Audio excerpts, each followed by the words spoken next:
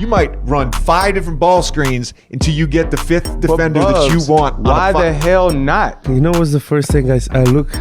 Who's under the basket? If it's a big or it's a small. When we ran floppy, right? Every time I ran floppy, did you come off the left side? If I come off a wide open pin down, what you think your coach gonna say if I make a 3 the first quarter? I use my size to make sure that no one gets in the paint. I had never heard of a 3 for 2.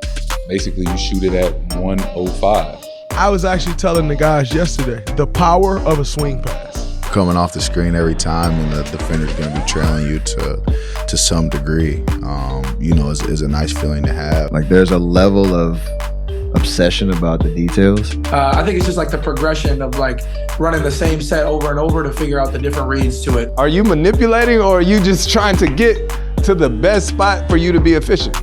I'm not saying.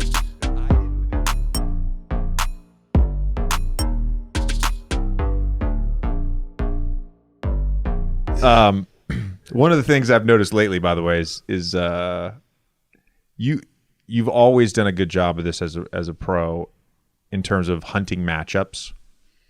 And recently, towards the end of the game, you've hunted Steph, you've hunted LeBron, played well against them. There was a Jazz game where Rudy got some stops on you. The next time you played them down the stretch, you hunted him. What is it about going against the best players and seeking those matchups out that get you going? I would say like this, because the best players, they got to work on both ends, You just got to make them work on both ends. Like they bring me up. Maybe not because I'm a good player, maybe because... you said you were all defense. I didn't finish it. They think I can't play defense. No, but it's, they play the whole game, they handle the ball a lot. And, you just want to make him tired, work on both ends of the floor and just go at him. You feel like when you have the best player on you, it's like you want to score yes or yes. So, it's like proud moment too. I got to, real quick, on the ISO thing. And watching you early on in your career, I said very similar to James Harden, especially once you develop that step back 3. And when he was in Houston, obviously made a living on that. But even in the way you guys get into your ISOs with the double between the legs. So what are you looking at? What are you feeling when you get into your ISO? When you get to that double between the leg cross and you either step through right for the drive or you shoot the step back 3. Like what is it that you're reading or that you're feeling from the defense? You're going to make me tell all my secrets, man. What's the first thing I look? Who's under the basket? If it's a big or it's a small. Then I look if he's already been in the paint and he got to get out. Or if he's outside the paint and he can get in. So I think those are the first 2 things I look. And then just the way, the defense is playing me, which way. Normally they send me right now or left. I don't know. But, I just try to more to, drive the ball because, they're going to collapse and somebody's going to be open. Can you sort of compare the NBA to maybe not just the ACB, but the Euroleague in general? And the Euroleague is probably the second best league in the world. Yeah. ACB in terms of a national league is probably the second best. So just kind of compare the two, the NBA between Europe. Well, I would say European basketball is more team basketball, more tactics basketball. But it's, it's very different because the court is smaller, the fouls are different, the rules are different, so everything's different, and you have less time. But just playing in the NBA, you have guys that they're almost impossible to guard. And that's why NBA is way more tougher to play. I only say scoring is easier in NBA just because of the amount of the different rules, the less space, the time. So that's why I said it. So you think it's harder to score 30 points in a EuroLeague game than it is in an NBA game? Yeah, 100%. But there's better players over here. Oh, way better players. Yeah. I'm just saying because of the rules. Yeah. Because the guy can stay. If you have a guy like, let's say, Rudy Gobert, he can stay in the paint on defense 3 seconds, however he wants. Like just because of that rule, you can have 10 more points easily. Makes sense. Yeah.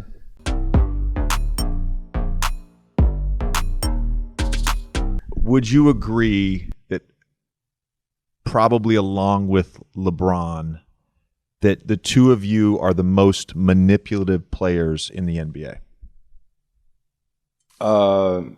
If you want to use that word, that's fine. Manipulative as far as what? As far as the game? Or are you talking about like people? No, not at all. I'm talking about the game. I'm talking about basketball. Let me clarify that. So manipulate, like I always when I talk about you, and we'll get this, actually will lead into some clutch time stuff and crunch time stuff, but I always talk about you. I'm like, Chris is going to find a way to manipulate every possession. And what you're talking about with the referees, now most guys wouldn't care, but you probably know if I take it out on the left side, you know, our team scores 1.25 points per possession. If we take it on the right side, we score. I don't know that much, but I'll tell you this. When I played in Houston, if you were smart enough and watched the games and paid attention enough, if we took the ball out on the right side and James was taking the ball out, right, I was going to come up, and instead of setting a rip screen, I was going to set a flip screen, right? You throw it to the big at the elbow. Yep. Come up, flip it. He gets off to his left hand. Because he's taking it out on the right side. Right. If we took the ball out on the left side, guess who was going to take the ball out? You. Exactly. But why don't everybody else realize that? You know what I mean? Like, no, it's a game. But this leads me to my point about Draymond said this about you the other day, about you and LeBron specifically, about how you guys think the game differently than anybody else, and he just said it straight up. And he's played with a lot of great players. I like to use the word manipulate. Yeah, I like that word. If I was playing you in tic tac toe, if I was playing you in Connect Four, right? Am I manipulating you where to move? You know, or am I just thinking, right? Like you've already described like 7 different scenarios where you've manipulated something. Bismack Biyombo in a pick and roll wants to come up on the right side. No, I'm going to tell him to come up on the left side so that I can. Well, I won't give the secrets away. But, no, it's fine. But I'm saying like that's an example. You're like manipulating possession. You're going to find if you know the other team's switching, you're going to find the matchup. You're going to hunt. You might run 5 different ball screens until you get the 5th defender that you want. Why the hell not? When we ran floppy, right? Every time I ran floppy, did you come off the left side? Of course. No. Oh, no. Well, the left side. You came off the left side. To my right hand. Exactly. Yeah, to my right hand. So are you manipulating, or are you just trying to get to the best spot for you to be efficient? Again, I'm not saying that I didn't manipulate at times. My larger point here is that there were certain possessions that I manipulated. Yeah. Or I have thought the game every possession. Yeah. But not to the level. Like you're a sick fuck, man. Listen. It's so crazy. So when you come down, it's like when I played for Byron Scott when I first came into the league, the first play of every game was a ball screen. The first play, we used to run forwards outside, right? That was the play. I dribble, hand off, swing it back, ball screen. And that was just so that we could know how they guard in the pick and roll, right? So as soon as I see that, now I know. So I feel like in the game, because to me, it's still a game. It's like chess. It's like anything that you're playing, right? Like I don't want to put my guy in a bad position, you know? So if it is manipulating, especially down the stretch, you damn right.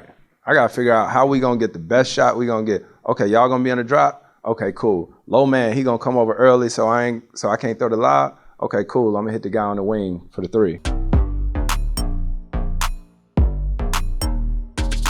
Is there ever a temptation, a little fucking, I don't know if it's a devil on your shoulder or a voice in your head that is just like, nah, just shoot over everybody every time down the floor, like go into God mode? Nah, see, a lot of people ask why I don't get 60, 70-point games. This is me on the way to the game.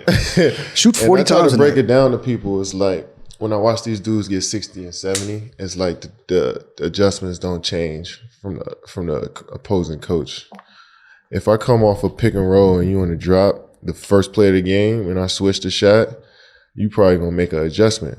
So I can't come off and get free looks anymore off a pick and roll. So if I come off a pin down, if I get a wild, if I come off a wide open pin down, what you think your coach going to say if I make a three the first quarter? Make an adjustment. So it's like it takes a lot for somebody to score big, 15 and 16 free throws, wide open 3-pointers. Like, I'm not getting those looks. Your whistle's crazy too. You know what I'm saying? So shooting over 2 people, it's hard to get 60 points, 50 points, shooting over 2 people. So I got to play with adjustments from the opposing coach in game. Like, he don't wait till after the game and say, damn, we should have trapped KD right there. He gave us 60. No, it's just they make adjustments on me. So take the number of points out for a second. I wanted to ask you about the game 5 in the Milwaukee series last year, not even game 7. Yeah. Because that was pretty close to God mode in the playoffs. Yeah. Where they knew what was coming every time down. It didn't really matter. Is that a point where it's like you're in the playoffs and the flip switch, just the switch flips and you're just like, fuck it, I'm gonna do what I need to do? Well, in that game, I felt like their whole plan was like, well, KD can't beat us by himself, so let him just go crazy. We're going to lock everybody else up. So they were a little loose on their coverages. Left me one-on-one sometimes. They planned and dropped the whole game. It was just like, well, I mean, I made 17 of my 23 shots because I just felt like it was a regular season game as far as the coverage on defense. And then they ramped it up a bit after that, but I felt like they underestimated us that game.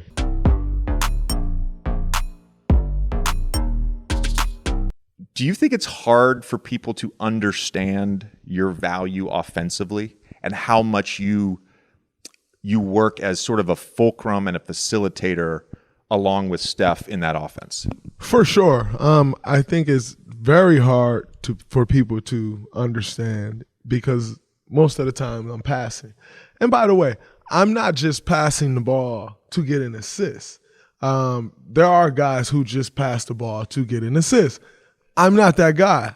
I'll swing the ball to you and tell you Tommy's open. Like, yo, over there, here, over there.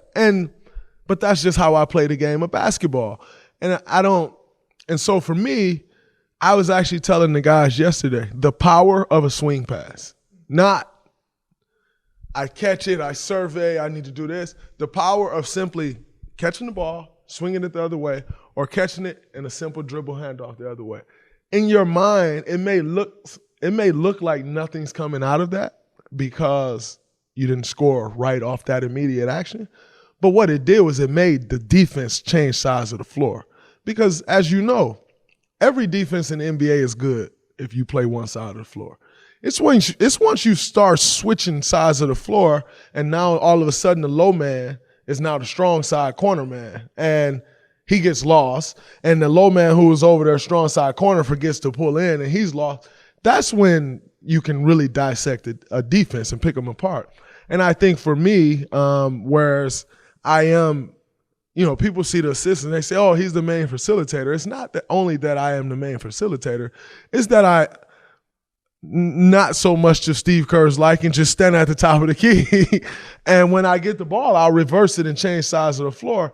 And I think that's the biggest difference. And then also, obviously, Steph has to do a lot more off the dribble when I'm not playing, as opposed to he doesn't have to be on the ball as much when I am playing because I kind of shoulder all of those responsibilities. And so the same shots that he normally gets when I'm playing off the catch or off the move, it's not as simple because that's kind of my role on that team is handling those responsibilities and allowing him to freely move.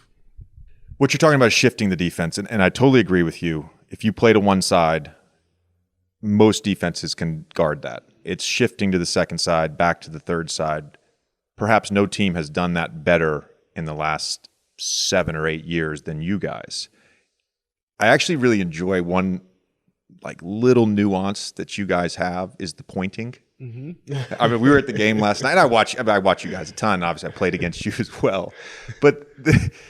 And you're the master at this, and the pointing and knowing where Steph is, knowing where Clay is.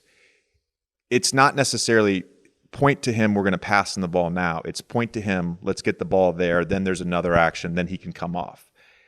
How much of that, obviously you from playing 7, 8, 10 years now I should say, but 10 years with Steph, but how much of that are you teaching on a daily basis to guys coming into the program? Often. Like you said, on a daily basis. Not intuitive. It's not intuitive. It's a learned skill. Like you can't just expect guys to walk in and know it right away, which is why consistency has been important for our roster. You see, in the years that we had great teams, there wasn't much turnover on our roster because the consistency and understanding those nuances allows Steph to be greater. Understanding those nuances allows Clay to be greater. It allows me to do more of what I do. And so it's very important to teach the guys that, because when they first come in, it's a disaster. And we laugh about it every year about a guy not understanding, because the reality is it takes about at least half a season for guys to really catch on, like, oh man, I just swung the ball, as opposed to me standing here, turn my head and pin in because I got Steph coming out of the corner because he's just flying around. It takes a little while to figure that out. And so I'm always teaching, because I am like the coach on the floor for us. I'm always teaching guys how to find him, what to do when we're pointing out there. And nothing drives me more crazy than sitting at home right now and not being able to point and direct the floor guys. general, yeah.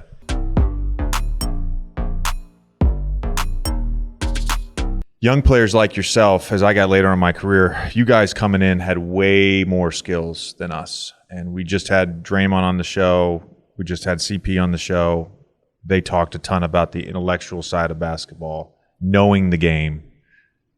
And one of the complaints or observations, depending on how you look at it, from my generation of player is that your generation of player can do way more things on the court than us, basketball-wise. Dribbling, step back, drop dribble, do a step, all that stuff.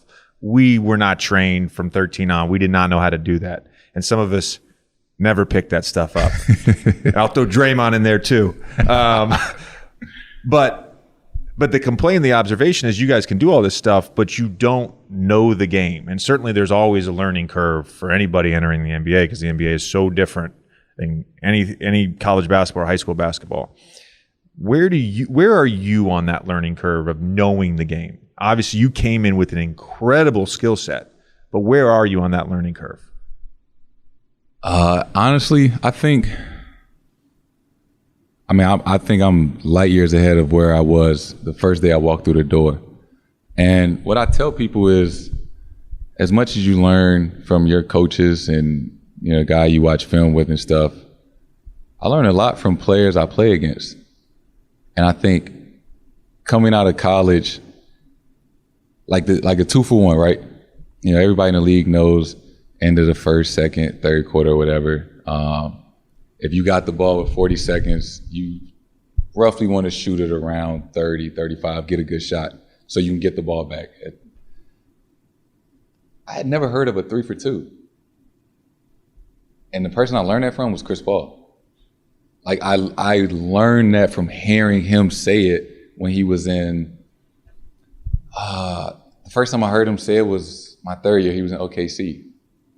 And I asked him after the game, I was like, what the hell is a 3-for-2? He was like, basically you shoot it at 105, right? 105, 103. So then you get the ball back 2 more times. Like, he was, I literally asked him after the game, like, wow, you know, you say what's up before you go to the locker room.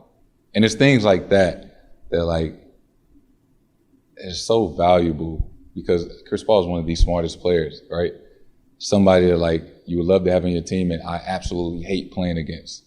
I hate playing against Chris. But it was like, I just remember asking him that after the game of, like, after I was like, damn, like, he really has this figured out.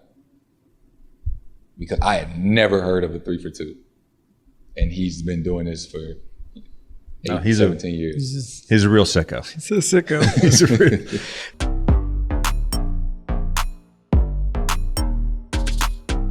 I went back and I looked at your individual defensive rating when you're on the floor, points per 100 possessions for each year of your career.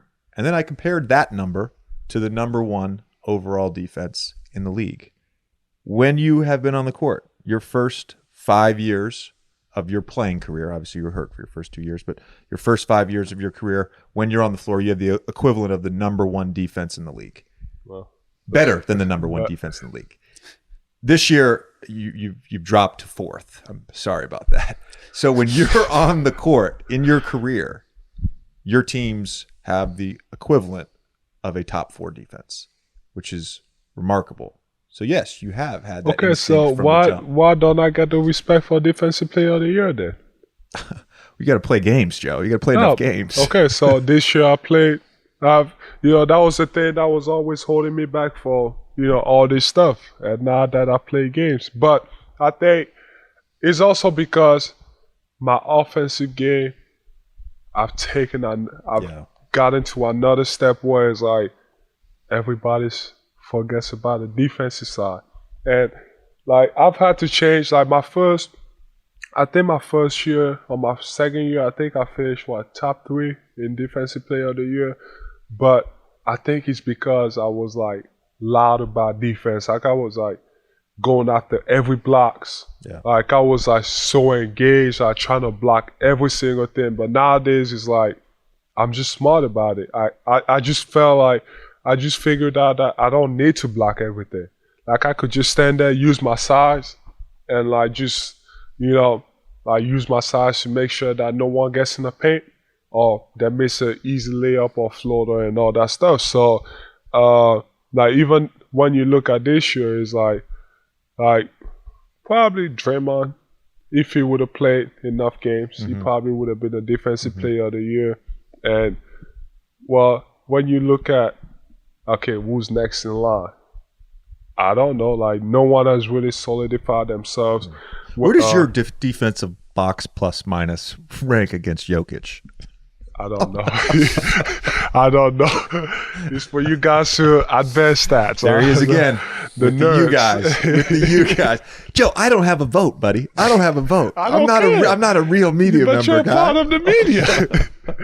But that's what I'm saying. Like I get pissed about it because like my goal coming into the league was like I want to be Defensive Player of the Year. Like I never thought I had any chance of being the MVP of the league. Like that was never my focus because I was like, no, I'm gonna be average offensively, and then defensively, that's when I'm really gonna show people that I deserve to be here. So that's really what I cared about the most, and I just get pissed off that like, yeah, it's been forgotten, and it's funny. And thank you for bringing up these numbers because I've always believed that. Brett used to say, when I was here, Brett used to talk about that. Like when I'm not going to use the Brett accent, but when Joel Embiid is on the court, we've got the number one defense. And I was like, was Brett full of shit? Like, and I looked and I was like, oh shit, no, he's like first, fourth. It's pretty fucking good. It's pretty good.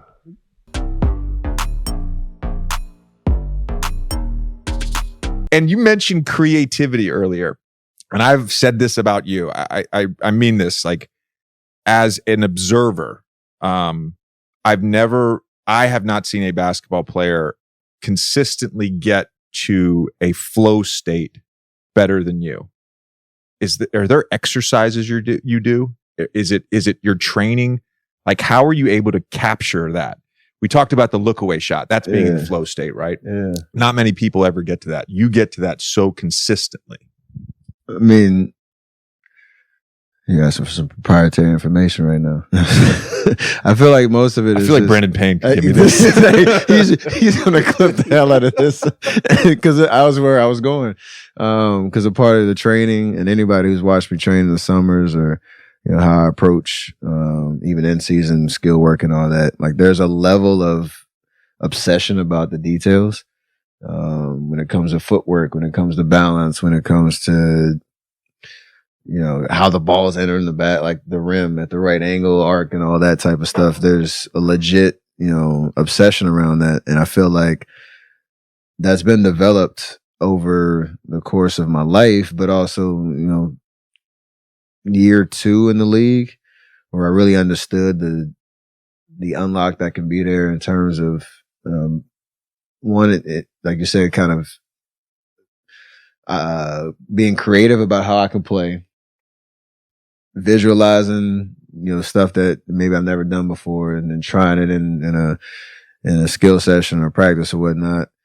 That confidence that comes behind that is just, it's intoxicating. And then you get in the game and you kind of lose yourself in that. And then you go back to the drawing board and you keep doing that over and over and over again. And I'm in my 14th year and I'm still doing it. And so it's that old like cliche, like no shot I've tried in the game I haven't tried in practice before. It's pretty accurate. Like I might even not had 4 cones or 4 guys around to do that move, but I've done that dribble combination before. Maybe you said the word autopilot, and I thought that was super interesting, where something like that appears to be spontaneous for sure. And it's muscle memory, and it's you've gotten your body and your mind connected before in that regard, and then it comes out when the lights are bright. So, like you said, my guy B Payne's had a lot to do with that in terms of taking my work ethic and my willingness to, get in the gym and push the envelope. Being creative with me on that front. Even now, got a guy called Bergstrom who's helped me work on my body and get strong, work on my core, all the things that can take my game to the next level at the biggest stages in the playoffs when things slow down and you get into that physical tug of war match out there. So it's always a continued reiteration, which is why I still feel like in my 14th year, I'm still getting better, still getting more efficient, and finding ways to improve, even though, history says you should be going the other way. So, that I say flow state, and like just being in that flow is exactly, how it's where I want to be. And when you're in that, there's no better feeling.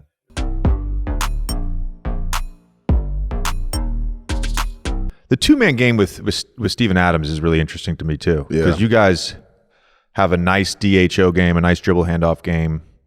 You also use the throw and go with him, and obviously the pinaways. Yeah. I played with him last year.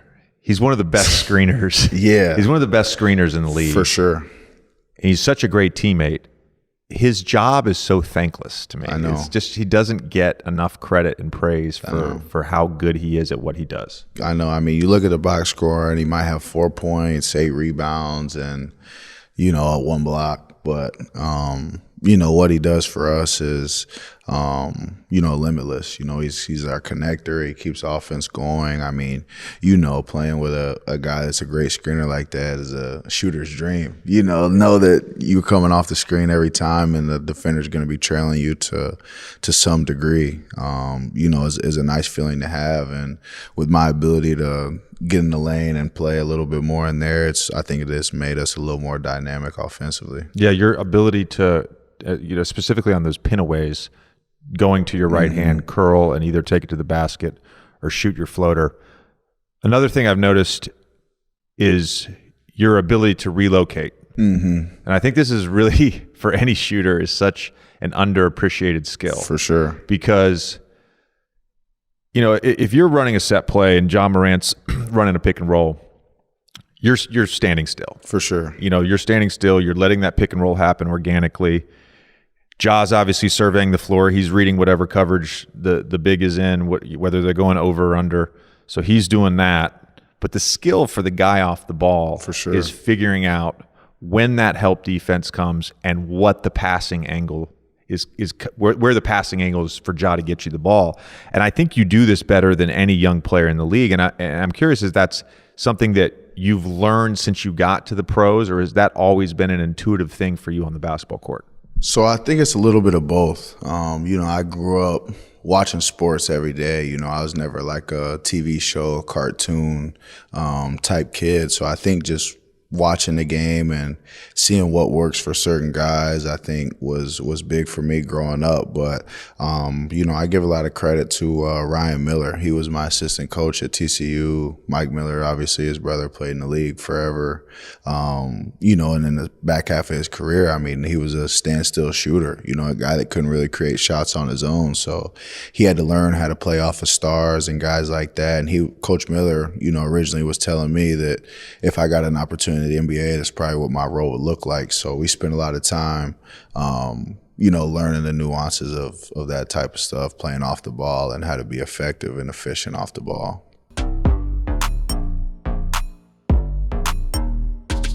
I thought you had this tremendous read against the Pelicans. So you're taking the ball out of bounds, and you guys are running a very high pin away for Buddy Hield.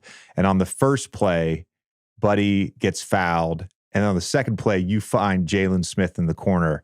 Can you sort of walk us through that read and how you found Jalen Smith so open in the opposite corner? Yeah, so we were running obviously a wide pin down for Buddy to come off and shoot the three. And I thought I saw Brandon Ingram kind of creeping in, and his head was kind of turning both ways. So I threw it to Buddy. They called a foul. After they called a foul, I walked up to Carlisle. I was like, yo, I think I can throw this skip. Like, I think it's there. He's like, if you can make it, throw it. So I'm like, all right, I'm throwing it no matter what. I don't care if it's turnover or whatever. This is going there. So I just, as soon as I got the inbound, I just stared at Buddy, just let it go. Jalen hit the three, looked at Carlisle, pointed at him. He gave me dap on the sideline. He smiled, which is obviously very rare for coach to do. But yeah, I think it's just kind of the processing part of it and understanding the reads to it. And like, I think what CP has done an amazing job of is he sees a coverage one time. Now he's like thinking let's run it again. And I'm going to think about the second coverage, right? Like if you run a stack action and you guard it one way, he might tell you to slip out, then you get a wide open three. I think it's just like the progression of like running the same set over and over to figure out the different reads to it. So I think it just comes with it.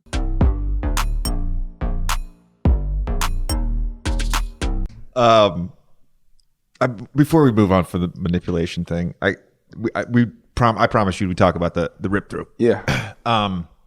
Where do you talk with the rules committee? Where do you stand on the rip through? Should it be a foul, or should we kind of move it the same way that the jumping backwards into people, and the ball rip through that James Harden does? What you think? Like seriously. It don't matter to me. I think like whatever you do. I think sometimes it is a basketball move. Mm-hmm. Sometimes if you're in a triple threat position and you see the guy's top foot and you attack the guy's top foot, sometimes it is a legitimate basketball move and a foul. You know. Other times when you got the ball over here and the guy puts his arm out and you're not even attacking and you're just ripping the ball through to get arm contact, that to me is a non-basketball move. Okay, that's fine. You know who I blame it on too? Kevin? No. KD used to do it and stuff like that. But I blame it on the teachers, like the coaching. How do they teach when a ball screen comes, Bubs? When the ball screen comes, what do? Jump into the ball. Mm-hmm. Is that not how it's taught? Mm-hmm. Like, tell them, like, for real, how is it taught? If you're on the side and a team that ices or downs, blues, whatever the call is, where you're forcing at baseline, when you jump to the side, they tell you to basically arm bar the hip, put your arm on the hip. Right. You can't move your arm out of position once the guy starts to rip through. And so you're dead meat. So you basically have to do this. Boom, exactly. So for me, like I actually play defense, and I played defense for a long time. I know how to guard a guy without putting my arm in there, especially if that's what the guy likes to do. Then I'm going to get in there with my body and keep my arm out there, right? Like we get paid a lot of money to watch a lot of games. And you mean to tell me on the damn scouting report it's not on there that I'm going to do the rip through? Whose fault is that? You know what I mean? Like I had initially even said that about the James thing, right? Like the driving and, guys reaching in there. Don't reach in there.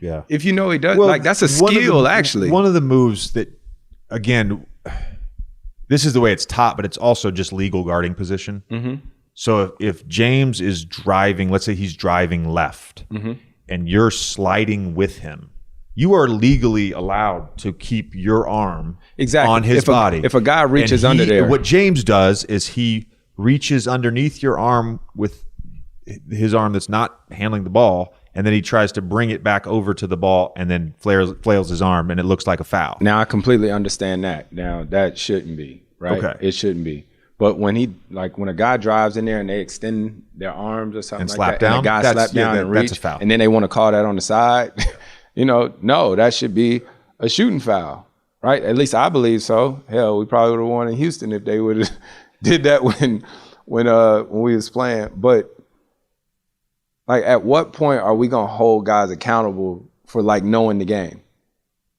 right? Knowing the game. So if I get the ball late down the stretch or something like that, and I call for a ball screen, and you not thinking enough that what's not you want to get into the ball like that. That's my fault. Okay. You know what I'm saying? That's my fault. Okay. All right. But it's a non-basketball move. Sometimes it is. You will admit that. Sometimes you do the rip through and it's a non-basketball move. No, I ain't say that. I didn't say it's the non-basketball move, because this is the other thing too. And if we really want to get technical, this is what I really get mad about. You know how I shoot when we play ones. I know. It's a valid point. That is how you get the ball to your pocket. When we play one-on-one, that's how you get the ball to your shooting pocket. Or whatnot. And that's how I shoot.